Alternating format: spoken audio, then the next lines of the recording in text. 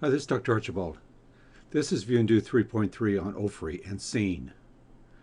So write 300 words after you've gone through this page and listened to me talk about scene. So what can be submitted to the reader best by a scene? Identifies the scenes that make up the story in your essay. A scene includes who, what, when, where, what people said, and even what people said they thought at the time, using interior monologue and reflection.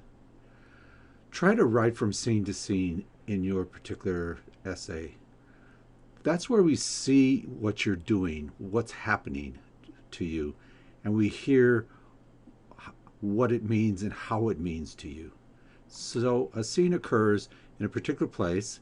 Usually the narrator and one of the others are there at a particular time. Something happens, people converse, and then sometimes someone thinks about something.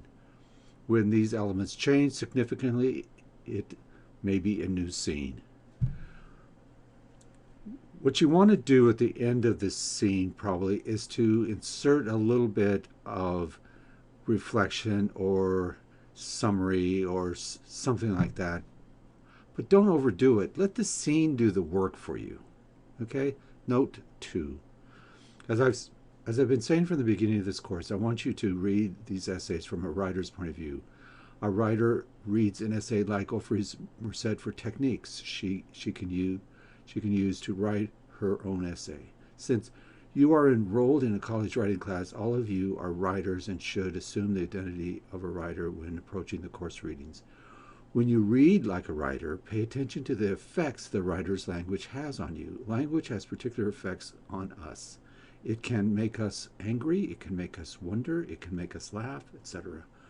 One of the most important things language can do is to make us feel emotion, because emotion gets us involved with what the writer is writing, so we read on. It's logical then to assume that if you can evoke emotion in a reader, then your writing will be read and you will be a successful writer, at least in that sense.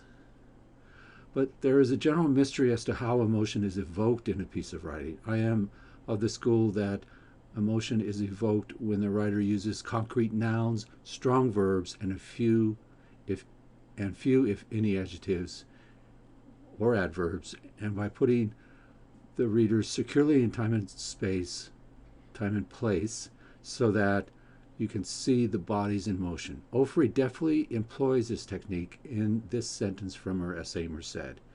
His arms circled me, and my body reacted to that touch, unraveling and letting go.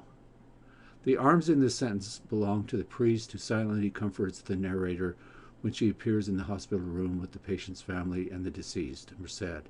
There is no hyper description here of what the narrator is thinking or feeling. For instance, Ofri could have described it this way. His burly arms took hold of me, and the pressure of his tender-hearted embrace allowed me to release my extreme feelings of regret and guilt. Instead, we see the motion of arms and bodies circling, unraveling, letting go, all actions that evoke emotions in the readers. We feel a sense of release from feelings of regret and guilt without the writer ever stating that this is happening. In fact, there can be a multitude of effects on the reader who sees these actions played out. But these effects are evoked here and left to the reader to sort out and are not imposed by the writer. The writer never gives her reader an emotion. She lets her reader participate with her in her character in the collapse of her pride. In this effect of reader-writer participation is what you want to evoke in your reader when you deal with emotion. Okay? All right, thanks.